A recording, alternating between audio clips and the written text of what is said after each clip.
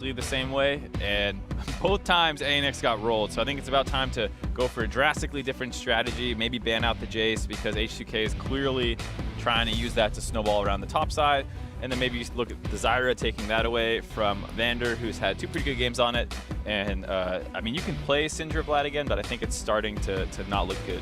Yeah, that's what I think, is that the Caitlyn priority should actually be substituted out for a Zyra priority, because I think it's just more effective in the lane, and it gives you complete control. You can pair it with a Sivir, you can pair it with whatever, whereas the Caitlyn, then you kind of go Caitlyn Karma, and that's kind of the pairing that you go for if there's a Zyra on the enemy team, but then it's an even lane at that point, and Zyra is just super effective in the mid game.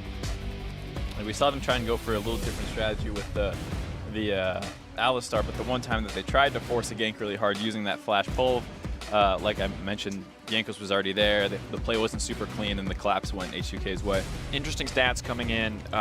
Looking at jungle, counter jungle percentage, Jankos was sitting around 11% average for the course of this series. PvPStejos, on the other hand, has spent an average of 2 seconds in the enemy jungle in the 3 to 15 minute mark. So this guy almost never on the opposite side of the map, and those are some pretty telling numbers from the series so far. That's the pink ward, run away. It's like, get out of here. That's the, oh, should I go? Yeah, probably not. Little defensive, you might say. Once again, the Jayce first pick, not a surprise. We were expecting to see that taken away. The thing about the bot lane, even if they take the Zyra away, I have a feeling H2K is much more down to play a skill-based matchup where they take either Nami or Karma to challenge it. So I think it's going to be on ANX to decide. I think you go Kate Zyra, though. I think you get both of them if you're ANX. You do give jungle priority over to Jankos, but he's probably just going to take the Lucian anyway. Yeah, and I think it's a little hard for them after banning the Jhin and the Sivir being banned. With what you're left with, you're probably looking at Ezreal, Karma, or something then if they go for that strategy. But looks like they might go for the Olaf Kate instead. Yeah, that would be exactly the same as their Game 1 draft if they pick that Olaf. They picked Caitlyn first last time in Game 1. And Olaf. Yep. It's going to be the exact same first rotation. Now the question is H2K going to pick up the Zyra here as they did last time? We have to wonder what the priority is going to be. Zyra Lee Sin would make it an identical pick ban phase to Game 1. Yep. With the Sivir ban exchanged for a Kennen ban.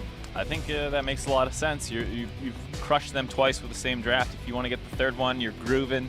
I think that's a really good strategy. Keep running the same thing until they show that they can beat it or they have to adapt. Do you think if you find a win in a best-of-5 series, there's ever any pressure on you to adjust your draft? I think, like, yeah, I don't think you should blindly do the same thing, because if you're starting to go through the draft and drafting the same stuff, but they've changed up, I think it's really wrong to not react. And if you can exploit their draft just by changing a couple picks, that's fine too. But as we see here, it's mostly the same stuff being taken by ANX. Yeah. Also, the enemy team is probably going to actually adjust their bans slightly. Like, the Sivir has been added to the ban category. Kennen has been not seen at all in this series except for a ban. So the Lucian is now something that Forgiven has to go towards, so it's not an identical composition. You do have to adjust a little bit, but then the question is, okay, does Lucian Zyra fulfill the same type of role that the Sivir Zyra did? Not 100%, but it is kind of close. Still range disadvantage, but you don't have the same type of wave clear and the ability to play safe bottom. Yeah, however, so while we do see small changes to H2K's draft due to that Sivir ban, ANX seem to be exactly where they started. Bard and once again Gnar match. This will be the third time Smurf and Odoamne have played this matchup, both times heavily going in the favor of Odoamne. However, this time H2K saving that jungler for last pick, earlier priority on the Lucian. They also have the mid lane pick, but honestly, I can't really see any reason why Ryu shouldn't just pick Vladimir again. Because Cassiopeia could come out from Kira. So in the previous times, Syndra has come out in the second rotation, and then Vladimir was the response. Blind picking the Vladimir. I don't know about Game 2 100%, but now you either take the Syndra for yourself, because you can't blind pick the Vladimir because he just gets raffle stomped by Cassiopeia. Well, it looks like it will, in fact, be the Syndra priority coming out. So now we're going to see if Ryu can pilot this champion effectively. Of course, LS was very critical of Kira's ability. Now, Kira's chance to prove himself on a different champion. Do you think he's just going to pick the Vladimir this time around? I guess not. He locks in the ZIlean, saves me from speculating incorrectly. But I like this comp kind of from ANX, but I think it's going to be really hard to execute on, given that we haven't seen anything too stellar out of them on the day so far. Curious to see now. ZIlean, of course, a very big change up from the Vladimir as well. What do you think the thought process is here with this pick being locked in? It's mostly you keep whoever he's going to go after alive. If Ryu starts ulting somebody as Syndra, has a little bit of a lane shove early in comparison, brings him a little bit more CC, and it speeds up the Olaf to get in. All right, so overall, it's kind of like if Stejos can get off the ground on this Olaf, then he can do a lot of great things for the team. I don't know if they'll sack top lane and actually just start going bottom lane instead early, but they have to change something up because the strategy was not working. Right. I think the ZIlean pick makes a lot of sense out of lane in terms of just being able to try and counter what the Syndra's going to do. But I think the hard thing is that the laning phase is a lot more volatile than just the Vladimir magic is, where Vlad basically just has to run around, dodge a couple Qs in the early game until you can get a little bit of MR, and then you're fine throughout that whole matchup, and you neutralize the laning phase of Syndra. But in the early game, you have to worry about ZIlean because before he gets to the ultimate, he can get bullied. If like a stun lands, you start landing a couple too many of those Qs, or the gank pressure comes in, whereas Vladimir is extremely safe against ganks. Yeah, it's very true. Great gank assistance from the Syndra. Like, that's the big thing, is she's kind of really one of the only mid laners left that has that type of gank assistance pre-6. Yeah, Ryze, of course, kind of there, but just doesn't have the same range of setup. You very much telegraph when you want to go forward on Ryze. But, of course, as we get into our third and potentially final game, keep your questions coming on Twitter using the hashtag #AskTheCasters. Continue bringing you answers throughout the day. There's somebody super excited out there. There's a lot of super excited people in the Chicago crowd. I gotta be Wouldn't honest. you be excited for the start of the ANX comeback? Yes. Albus Nox. Albus Nox. Is this it? Is this the reverse sweep? You can see the jungle proximity stats, unfortunately, there for counter jungling. That's right. I want the we will Nox you. Ooh. Oh, we got to get Zirene, get him out to Chicago, start leading these chants. Yeah, why are pump you him on through the stage? sound Yeah, system. you could do it with Rocks Tigers too. We will Rocks you. I mean, you know, at sporting events, they have like the hype man starting the chants going for the crowd because they don't trust them to do it on their own. We need the equivalent. I'm free for semis. Hey, I was there in Berlin last year. Rocks, Tigers, clap, clap, clap. Like, we all got that pretty good. Definitely, some people didn't. Rocks Tigers, clap, clap, clap. It's like Rocks, Tigers. Dun, dun, dun, dun, dun. Oh, okay. There were 2 more claps. All right, see, it's hard. It's hard to remember how many times you're supposed to clap. Yeah, I mean, I didn't know what the chant was. Here's Let's Go C9, right? Da, da, da, da, da. Yeah, there's some hard things to chant for esports names, not the easiest ones. TSM. That one's easy. Yeah. TL. As Americans, we're pretty used to 3-letter chants, though, to be fair. Likkrit. Right? Yeah, it doesn't sound good. So starting jungle path for Jankos, starting on the Gromp, not a big surprise. It looks like he's actually going to go for the blue, maybe. I was just going to think that maybe... Okay, good, he's going to leave that up. I like the idea of leaving that up to give to Syndra around level 4 so she can start shoving and bullying the ZIlean pretty hard. So I like this idea by Jankos to do that, and we see Olaf starting on the bot side, one of the few junglers who's able to do that without much help. And of course, this is very similar pathing to what we saw in Game 1, the same exact start coming in from the Olaf, positioning himself around the top side. And it's interesting that you bring up donating that blue buff over, because that's something that we never saw happen for Kira in both of the games leading up to this. He's on the Syndra, he wants that blue buff, but both times his jungler needs that in the early game.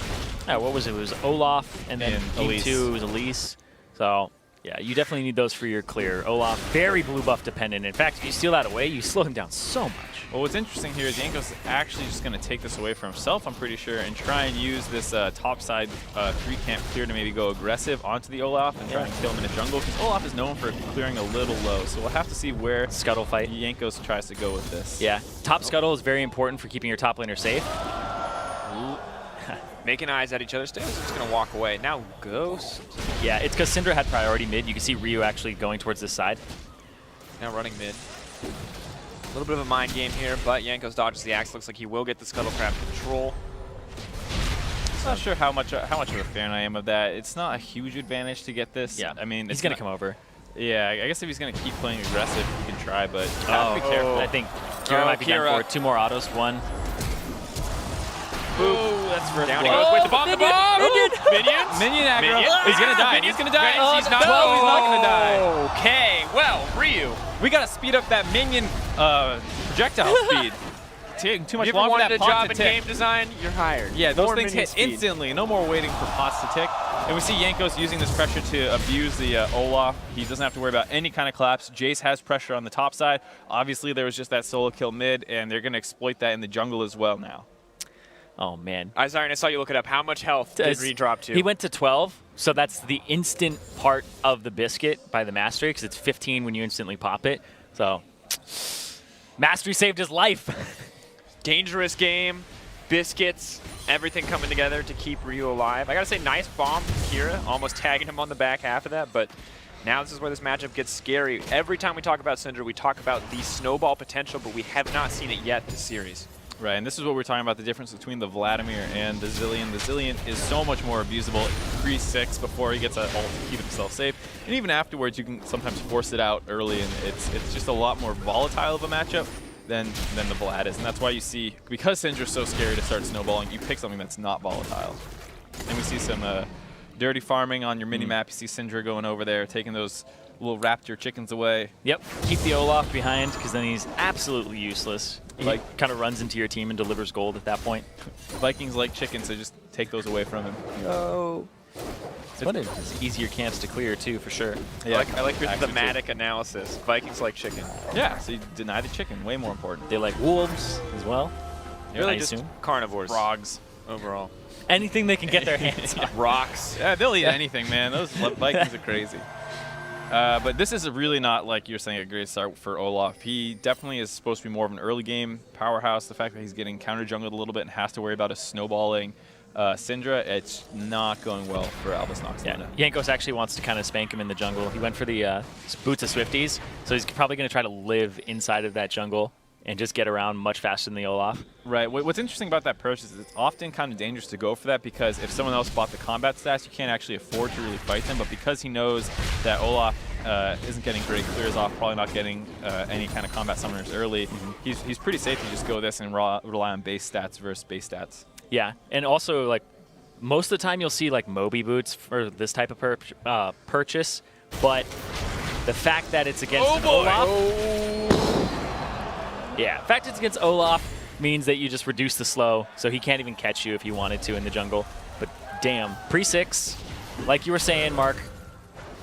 Yep, it's so dangerous because you get that level advantage. Ryu hits 6, Kira on 5 because of the solo kill, and this matchup just gets worse and worse. Yeah, to be quite frank, the ZIlean should actually hit 6 before the Syndra, because you usually have your jungler run by and you give him a level with your time in a bottle, I think is what it is called exactly. But it's actually really awkward because he got killed. Perfect, it is time in a bottle. You got it. Nice. But yeah. Double checking. Of course, this is a good opportunity to get some questions in as we wait for that lane to reset in the middle and as we watch the jungle to clear out a little bit of vision here. Moonte. All right, Mutinu, Darian. Apologies in advance. How do I prioritize counter ganks over other objectives? Well, Darian. Let's just stick with Darian. Your other name's hard to pronounce. We'd be happy to learn how to if you want to teach us. But until then, Darian. Question from Darian. Counter ganks is like if you can really read where they're going to go and you're stronger, and like you think that you could win the skirmish or the 2-on-2 or 3-on-3. If you see them coming through like a ward or something and that you've placed in a jungle. Otherwise, you just tell that lane to play safe and you go do something on the other side of the map. The thing that I like about counter ganks as well is the fact that they're a lot less committal than actual ganks. So there's a couple times where if you go back and watch some of these other series, as we see Smurf getting chunked out really hard, you can sit behind anticipating a gank and not show yourself. So the enemy team, if that gank isn't coming, oh god. Smushed by the hammer. Syndra doesn't even get a piece of it. So you were saying? As I was saying, you can avoid giving away information about where you are while looking for a counter gank. You can sit behind them in lane, and then if that gank comes, perfect, you're there, you punish it. If the gank doesn't come, they're not going to go take an objective on the far side of the map. So really good counter ganks involve staying out of vision versus ones where, like, you know, you're sitting on top of a ward. That's a bad counter gank. Yeah. Well, already the game appears to be one-sided once again. Odo killing out the wave just to eke out any advantage he can. He has a 30 CS lead. 12 for Ryu in the mid lane, and Forgiven now tied on the bottom side of the map, despite what we've considered a losing matchup. Yep, he already landed enough poke on Smurf. Smurf gets the transformation, walks really far behind his turret, and Ryu is already on his way up. Yeah. Yeah, I'm going to just say I really hate ANX's decision to play this Jayce Gnar matchup a third time. Every single time it gets bodied in terms of CS 1v1, and then H2K are obviously a good enough team to bring a little bit of pressure up to snowball it out of control. And it's 3 games in a row it's happened. Well, I feel like H2K said, Smurf, you're super weak. We know you're like the weakest member on this team. We're first picking Jayce every single time that it's up and we can get it, and we're banning Poppy. Yeah. Right? It's like, what else does he have? I mean, I understand that, but ban the Jayce as ANX, right? Like, yeah. you can try and at least limit the snowball potential. Jayce is well known to be basically the best for that on this patch. Yeah, and like I'd be way more comfortable if he's playing like Gnar against Rumble, right? Right. Like that's totally fine. I'm cool with that. Interesting to see, too, is the ban priority after that game 1 remained on Sivir. Now, looking back on the game 1, do you feel like it was Forgiven who managed to win that? Like, no. Was the Sivir ban worthy? Absolutely not. I don't think so. I feel like the ANX went, okay, the Sivir stopped us from winning the lane, but then they didn't even pick like Kate Zyra combination when they banned the Sivir to like stop them from having any type of like way to salvage the bottom lane. I mean, I understand Sivir bans in like close, like against another team that you think is around your level because she gives so much to your team and allows you to kind of snowball, not snowball, but have such an advantage around objectives and team fights. She's such a great utility champion. But if your problem is that you're getting rolled in lanes, you don't need to worry about, oh, we can't give them Sivir because they're going to use it better in team situations. You need to worry about getting into those team situations. Miracle. Flashes out, TPs. Cancel. There we go. Yeah, Likkrit never used his exhaust there. Interesting decision. Well, maybe he saves him here. Who knows? ZIlean's back. And did Kira use his TP? He's the one who tried to TP into that fight, and he canceled. So Smurf still with TP available.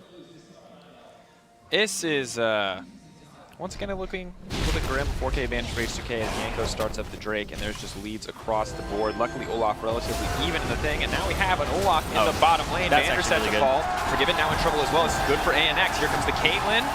Miracle's going to grab that kill. That's a big shift back. H2K is still going to grab the firm. That's actually my favorite thing about Bard. Back when he was on the when I was on the playtest team, and it was Rek'Sai and then Bard in terms of releases. Like Bard, we thought was so ridiculous because on red side, you can just go back to your Tribe Rush, put down a magical journey, and then your jungler gets a free way to get into the lane. So it's like an extra gap closer. So like we tried things like, here, let's see what happens if a Warwick could do this. Like Warwick delivered to the lane. It's like, this is ridiculous. It was absolutely insane. But I don't see people actually do it enough, to be honest. And people have started warding that area. Like H2K had that ward right there just to make sure it doesn't happen, but it still happened to them regardless. Yeah, good execution coming in. Right, and part of it had to do with the fact that they were being really greedy. They had started off the Dragon at the same time while trying to pressure this objective. So it's basically just asking for them to get ganked. Because that's what it was. It actually came straight from the Tribe Rush, so they weren't even in vision of that ward. Like, see, it's from the Tribe Rush there. So right, and they had just seen Jankos coming around the backside. They see him back off, and then they just force the gank because they figure he's not just sitting in lane. And I mean, sometimes it's risky to try and force it. We saw that go the wrong way for EDG yesterday, but it's basically just because H2K was being really greedy, trying to do pressure bot lane and get the Dragon with just 2 people. So we have a question coming in here from B-Ry at B-Ry32. When your mid laner is getting dominated so early in the game, how should you adapt your play, warding, rotations, ganking? I believe we're referring to the jungle here. As a jungler, when your mid lane's getting dominated, what is the next step for you? Really depends on what the mid laners are. Like, if you scale really well, or if you're like an early game one, there's definitely different approaches, but I feel like just standard thing is you need to actually not lose complete control of your mid lane with pink wards. Have defensive pinks. Sometimes get your laner to actually get out of the lane and roam if it's possible, like if he's a wave clearer like Victor and just has that kind of handed to him. But with a ZIlean, you kind of just play on the back foot the whole time. Kind of sucks. Yeah, losing mid, losing complete pressure in any lane sucks, but mid is one of the worst because there's so much roaming that comes from there, and it probably spills into other lanes the hardest. And we see this just keep happening over and over. And the chain CC comes in perfect. No time for the chrono shift there, and that means ZIlean drops instantly. Yeah, this is why you need those defensive wards, because this will exactly happen. And the mid lane turret is the most important turret in tier 1s. Bardal comes out, Vander in trouble. Vander now set to fall. What summoners does he have? It looks like none. Forgiven under the tower, but alive and healthy.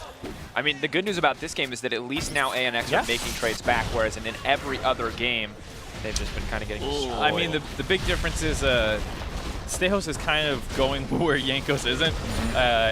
Both plays in the bot lane have been when Jankos was busy somewhere else, this time mid, previously on Dragon. So that's a big part of it, but I think ANX is doing a good job communicating about being able to use the bar. They've used the bar well so far, and that's another big thing that's helping Stejos get these ganks off.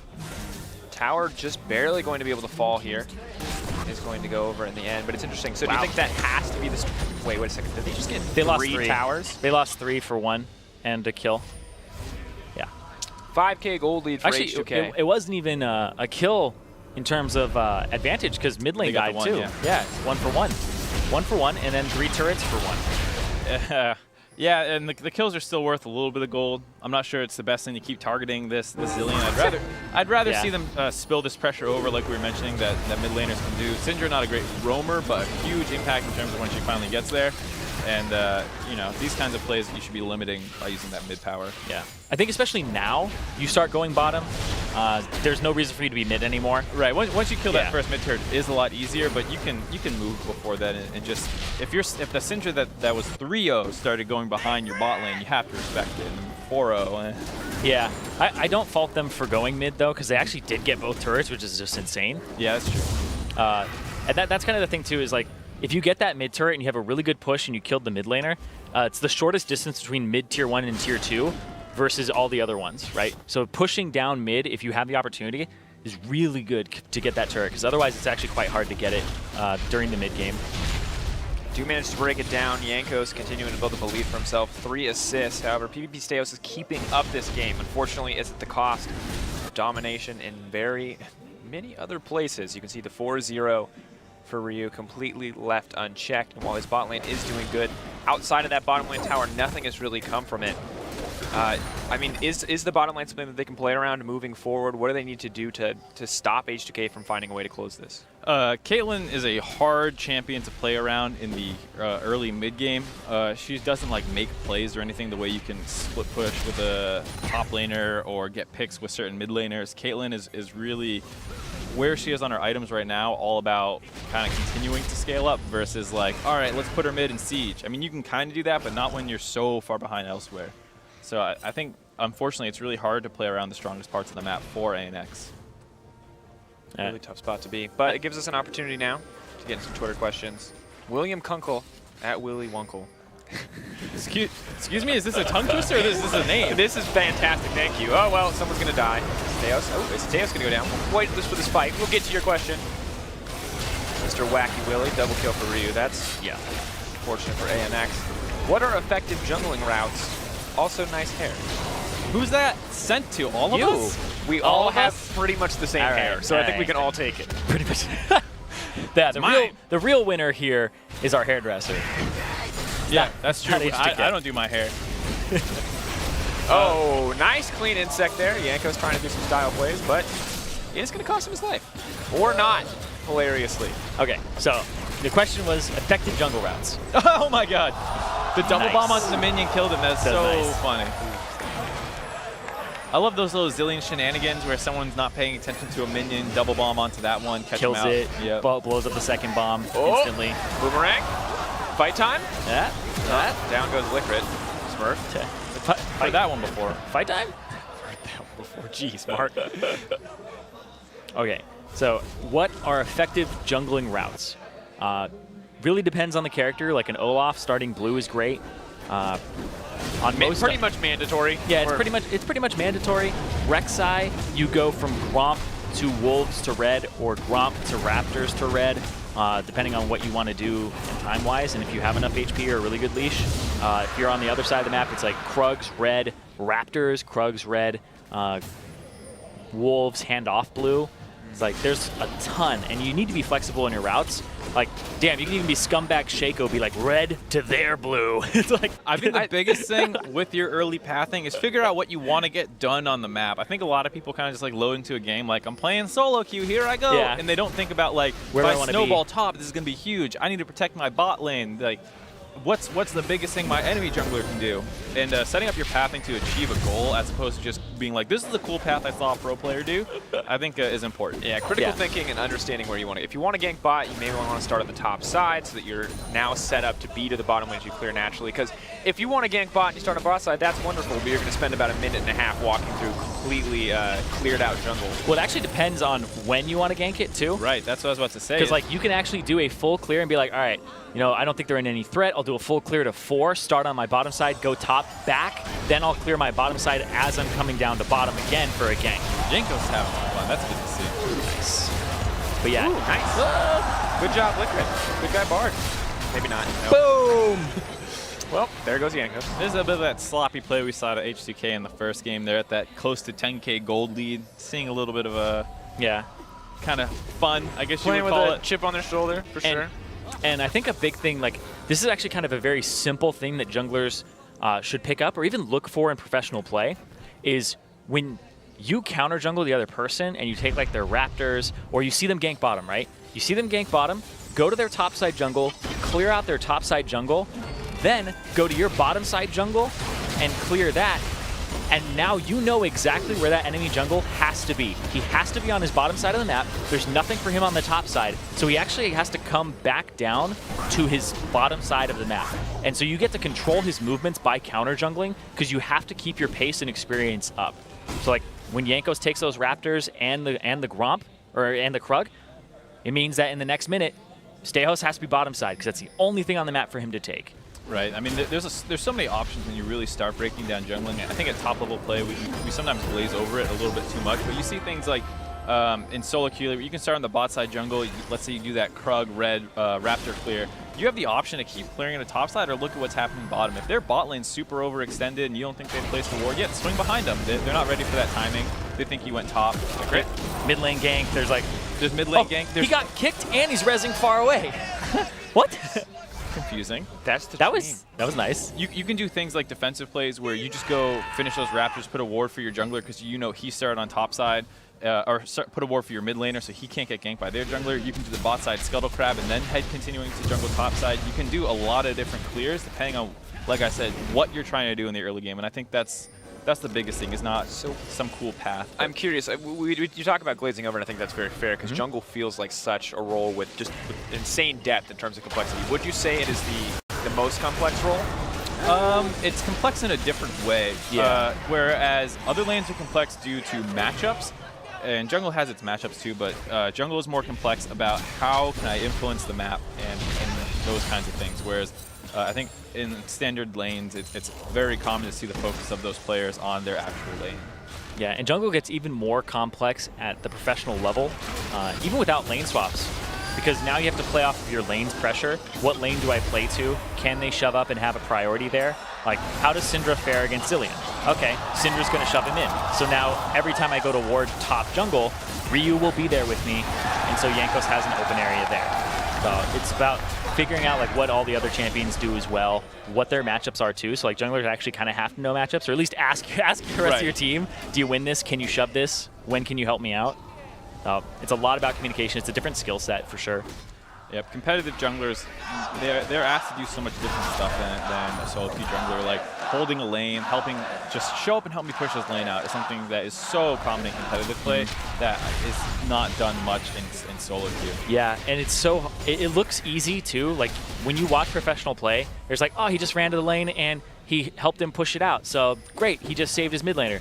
But what happens if his route is just completely screwed by that? It's like, what if he has to go help break the freeze bottom and his bottom jungle is actually gone because he was just clearing it? His top side jungle is completely compromised. It's gone. He's going to lose experience and gold for that. Hopefully he gains it from helping the freeze get broken. But God, it's just such a push and pull in the jungle because there's only like a finite amount of resources and they can take your resources too. And I think that's why you see junglers often feel the most criticized because they are the most influenced by other laners. We're pretty hardly criticized too. It's like, no ganks, AFK. Yeah, I mean, even by the community in pro play though, I mean, like, you saw how many deaths. Ooh, you see Stejos getting engaged on. He's just going to walk away with that Olaf ult. But we saw what happened in spring season with Sven when TSM was struggling. He was, I think, first or second in deaths in the league. Everyone said he was. He almost had the record. He was 2 away from crumbs. Right. He had so many deaths because he's this aggressive player, and the team is just not on the same page. But then you flip to TSM playing well, and he's suddenly this monster who's unleashed by not having to have this miscommunication with his team as we see a fight break out. Yep, of course, the kick does send aMiracle over the wall. I think not quite what was intended, but solid positioning from aMiracle to get out of that one. Jankos taking some damage, and Olaf going to revive. I actually think he revived from... Oh, yeah. Okay, never mind. It wasn't GA. Jankos is the one who has GA. My bad. Somebody's going crazy. I love that. Whoever that is. Yeah, shout-outs to you, person. Who Dan, probably shout-outs to your shout-outs. Yeah. But what were we talking about just a second ago? So I actually wanted to add something. So we were talking about jungle path. We were talking about pro players. That's right. Jungling. Yeah. Sven Skaren. Yeah. He actually talked about that where he was trying to please everybody. He was actually getting spread a little bit too thin because it's like, all right, I have to help Double Lift out because he's telling me that, he needs help. And Bjergsen's saying the same thing. And now I need to give everybody a little bit. And as a jungler, you have to be okay with saying, I can't help you. I need to focus on this. Because how many times, I can't tell you how many times in a game that somebody's been like, hey, gank my lane. And it's like, I really don't want to gank that lane. I want to go do this. But they're like really adamant about it. And I do it and it backfires. And I'm just like, damn it, I should have listened. I'm the one who knows what I need to do as a jungler. It's a lot harder for a jungler to like let his lanes decide what he does than the other way around. That's something like Dardoch is a player who's super vocal about what he wants to do in the early game. And that's actually a tremendous help to his team because it's not your bot lane being like, hey, can you come down here in this conversation? He'll just be like, no, I'm not going bottom. I'm going to like take his topside jungle. You just need to play safe. Yep. And that instantly sets your frame of mind on what your plan is for the next minute or two. And having such a vocal player in the jungle position is extremely useful for that kind of stuff. And that's one of the things that Dardoch lent to TL when we started playing for them. Yeah, exactly. It's like, hey, I'm doing my Krugs on the bottom side of the map. I'm coming top in a minute. Right? You just make sure that you're up there, make sure it's pushed. Don't push it immediately, but know that in a minute it needs to be pushed under the turret. Trade heavily right before I come, and then we can kill him and dive him, right? And just keep talking about the importance of communication. Bot side, players like that being able to say, hey, we have a wave pushing, it'll crash in 30 seconds. And then the jungler can say, yeah, I'll show up, or like just push it and reset or something. That ebb and flow to the communication is so important. Yeah, and I talked about how the jungle's like a push and pull where it's like, I ganked bottom, now I lose my top side jungle, or I take his bottom side jungle because I see him in my top side jungle. It's even with your lane pressure. I'm ganking top, bottom play safe, because you could be dove, maybe the mid laner comes there, whatever. So as the game gets higher and higher in skill level, you should pay attention to your minimap and where your jungler is relative to you, because if I'm in the bottom lane and that jungler's on the top side, my jungler is, well, I should probably play a little bit safe unless I know where the enemy jungle is. Definitely interesting. Sounds basic, but it happens all the time. Well, it's important, and interestingly enough, we have a lot of questions coming in about solo queue nature and climbing, and we have one from Paddock Rocks, which is playing solo queue or watching VODs of the world's best? Apto, for example, better to improve? I think it's good if you're looking for matchup knowledge.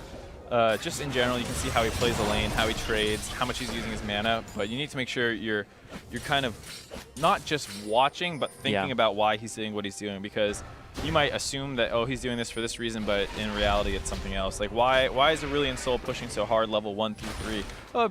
And then you see him get low and back, and you might be like, oh, see, look, he had the back. That wasn't good. But in reality, it's like, no, that's what I want to do. I want to go back, get my first item, often Swifty boots or something, and start impacting the map. And just knowing not just like what you're doing, but why. And that can be a little hard from VODs, so you have to be thinking critically. Yeah. You should watch MarkZ's content to learn why. It's like, I don't talk about solo queue. You kidding me? That's true. I might do VOD reviews in the future. We'll see.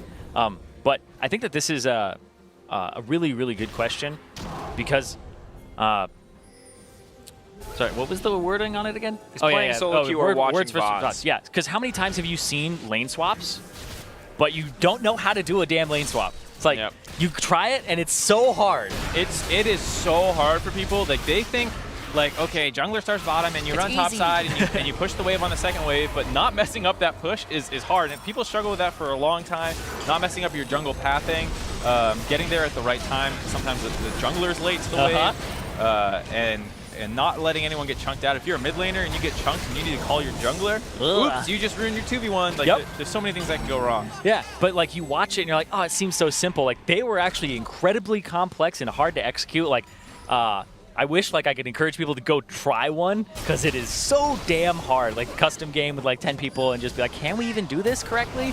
Probably not. Luckily, 6:15 was a patch, and you really no longer have to worry about it. But Odo was set to get soloed. Immediate fear flash there. And just to quickly touch in on the game before we get back into discussion, as this is continuing to be relatively one-sided, 10K gold lead for H2K. ANX have gotten 2 Cloud Drakes, but it's not going to be a huge boon. And Baron still remains the objective on the table. However, I don't want to take the discussion away from what we're hitting, because I think this is interesting for people. And at the same time, sadly, I don't want to be too critical of ANX, who have had a fantastic tournament so far. We are watching a pretty much rinse and repeat of the first 2 games. Yeah, it's kind of Ryu got off the ground really early against Kira, and that's why Kira is just like 2-6. And then the support becomes Syndra food at that point. Just ulti every time. I mean, Ryu's only missed out on 1 kill in this game because it's just the Syndra gets absolutely ridiculous and ahead of the curve. Like, you can't do anything against it. And a lot of these engages from H2K are just sloppy. It's the kind of thing where you're really ahead. You don't think there's any way you can lose. And it doesn't matter if your flank's quite right. I'm Lee Sin. I'm going to hop in and kick this guy. I'm a split pushing Jayce. I don't care if I can get collapsed on. I'll take bad trades. I think H2K, it's not bad of them. I think it's a very hard mindset not to fall into when you're winning 2-0, crushing the 3rd game. And I don't fault them for it at all, but it is like a little... It's a worrying trend. Yeah, it's a little worrying, and it's a little hard to comment on. It's like, why is he going in here? This shouldn't be happening. Yeah, they can get away with so much because they're ahead, and you're like, okay, is this a crutch like H2K? Maybe they're not good at closing out, and that's what we're seeing here, and it's not actually like recklessness. It's just that's how they play. So if they don't have an advantage, what does H2K look like? Do they just look like chickens with their head cut off running at you? And that's a question I want to bring up, because we have a question actually coming in from OCO at Throw by Throw, as we see this engage fail to connect. What does H2K want to adapt forward, assuming they continue on to face Samsung? Jankos goes for the engage here, but we can most likely expect disengage.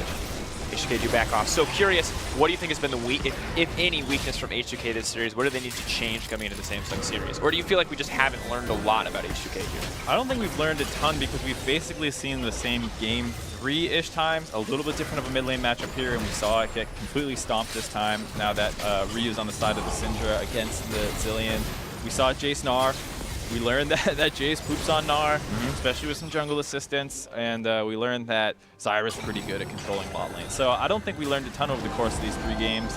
We know we assumed coming in that H2K was better, was on ANX to prove us wrong, so it's hard to say that anything was discovered throughout this matchup. I'm curious what's going to happen with H2K moving forward, because they're in a position where you usually scrim across the bracket, and it's Samsung Galaxy on your side, and then Rox Tigers and SKT on the other side. If the SKT and Rox Tigers just start bodying you in scrims, like at the beginning of the week, they may stop scrimming you and just scrim the other Korean team and scrim Samsung. I know you want a large volume, but usually intensity of scrims goes up and volume goes down as a tournament progresses. So we see ANX go for a 4-man bot play, diving the Odoamne, and hopefully trying to get down to this inhib as... this is actually really bad for H2K. Yeah, they're trying to 3-man the Baron, and they just don't quite have the damage. Smurf's about to change. Knocked in. Nice sidestep forgiven. But they are going to end up losing the Baron here, and it looks like the bottom lane inhibitor tower will drop. So this is a very favorable trade for ANX. Keep in mind, they killed Kira too. Yeah, they dove Ryu on the bottom, which has opened up the inhib to be taken here, and that's actually a pretty disastrous play on the side of H2K.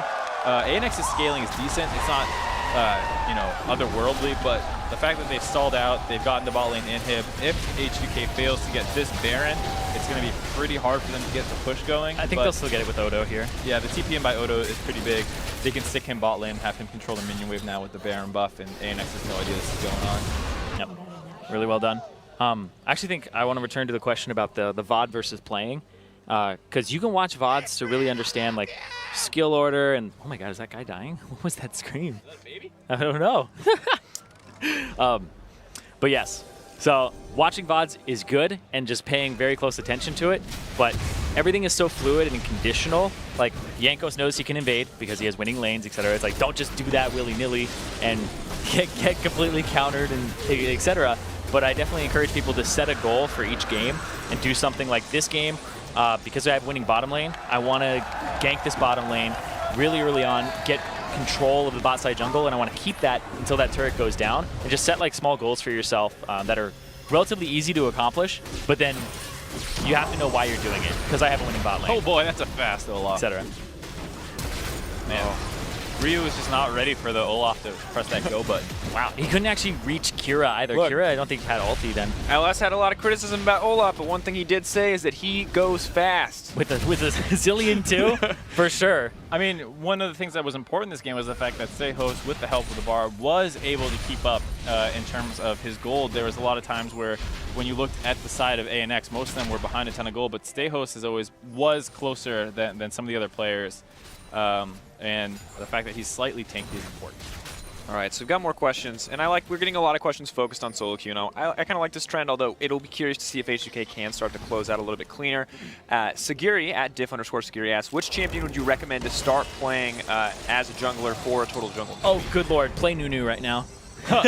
Yeah, right now I guess Nunu is Oh. I want to tailor this question. Let's not talk about just the fact that Nunu is hilariously broken, although we may want to talk about this engage, as it does look a little bit favored for H2K.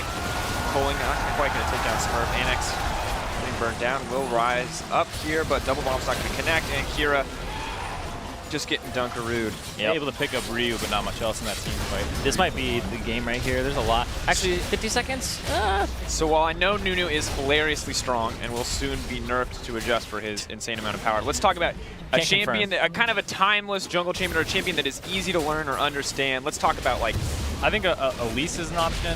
She's pretty much always been okay. Her strength kind of comes and goes with whatever the AP jungle item is. When the AP jungle item is weak, she's not as strong. But because of the way her spiderlings work, she's usually easy to clear with, and so you can focus on more the mental side about where you should be and things like that, and not a ton on how can I min-max clearing with full health. Stuff like that, if you're looking for more focus on the intellectual side of jungling as opposed to the mechanical side, Elise is a pretty easy one to play. Yeah. In terms of clearing the jungle. Gotcha. Yeah, I definitely recommend like the Nunu, who's hilariously broken. And then I also recommend Volibear for lower elos. Very easy to clear. Your gank is pretty obvious, but it's a button that helps you just flip the person back with Q. You don't really have to think about clearing the jungle. It's kind of trivial. So, solid high fives. Solid. Yeah, man, H2K looks ecstatic. Super happy. Of course, I want to touch tournament. briefly on this. I actually have one final question I want to hit before we talk about this series, because I feel like we had a lot of great ones coming in. League of the Dodo. Cheeky name there, friend. Cheeky name. Since they are not coming back from this game, what are the casters' current solo queue favorite champions? This is kind of a fun one to end out here, as it is the end of quarterfinals. What are your guys' favorite solo queue picks? Graves. I just love Graves. He's just so satisfying when you start getting big, just running around murking people. Yeah, for the jungle right now, Skarner. That was on 618. Now it's Nunu because it's Nunu. Because it's strong. Hint, hint. Yeah, I'm also hipster Kennen, so in the top lane. Mine's Elise. Played Elise forever. Nice. And like Mark said, when you're mechanically poor, you play a champion that guaranteed to clear at full health, you get to just think about the game. You don't have to worry about pushing the button. Shoot a cocoon out, WQ, R, QW, like pretty easy combo. Just keep it in your head. You get it once, you're good. Yeah, hit all your buttons. Yeah, basically. In a specific-ish order, but obviously a very hard champion to play mechanically when you're learning the game. But once you get her down and once you played against her a few times, you kind of understand that she pretty much does one thing, which is that combo every single time. And if she lands a cocoon, you die. If she doesn't, you pretty much live. Yeah. But now talking back about the series, H2K confident 3 over Albus Nox Luna. I still want to remind everyone that Albus Nox Luna took down so many teams to get here. This is still such an impressive feat for them, but at the end of the day, H2K crushed this out. Now looking ahead to the matchup against Samsung, we talked about not learning a whole lot here in terms of H2K's limits just because of how one side of the series was, but what are your guys' expectations coming into that semifinal matchup? My big thing would be to watch Jankos versus Peanut. Both of them had some monster counter ganks in their series. Versus Ambition. Oh, sorry, excuse me. Ambition. It's okay. I did the same thing in my head where I was like, oh, Odoamne versus Smurf. It was the one that was yesterday. So yeah. But I think the junglers are a big one to look at. Ambition is someone like Samsung's not like an explosive team. They absorbed a lot of pressure from C9, and a lot of time it was Ambition. I think there's a quote by Meteos saying something along the lines of, "If you mess up once against Ambition, you're in trouble." Yeah. Ad-lib the in trouble part. Yeah, he's a very intelligent player. I think he plays around mid really, really well, and his bottom lane more so as time has gone on. Like, Ruler has not looked like a weakness on that team that we thought he would be. Core JJ as well with the Zyra. Kuve, never expected to be a dominant top laner, did have a few dominant performances, even a few solo kills on some day, but those were always considered like the outlier. Never considered the standard for Kuve, just like someday for some reason always dies to Kuve. No one understood why. So I think the big thing that H2K need to focus on is, sure, their laning phase is good. Is it good enough to deal with the likes of Crown and Ambition actually taking over the game? That's the big question coming into it. Regardless of that one, though, they still need to shore up their mid-game and close. Like, even when they're crushing, it's like 35-minute victory there for themselves, whereas Samsung has some of the fastest of the tournament for themselves, and they know how to close the game out. And their big forte is team fighting in that mid-game and that late game. So, well, we will be back next week with more in-depth strategy discussions on the semifinals unfolding in New York, but that's going to do it for our coverage of the quarterfinals. So from all of us here on the Player Experience stream, thank you for joining us. We'll send you back over to the mainstream now to wrap up the weekend.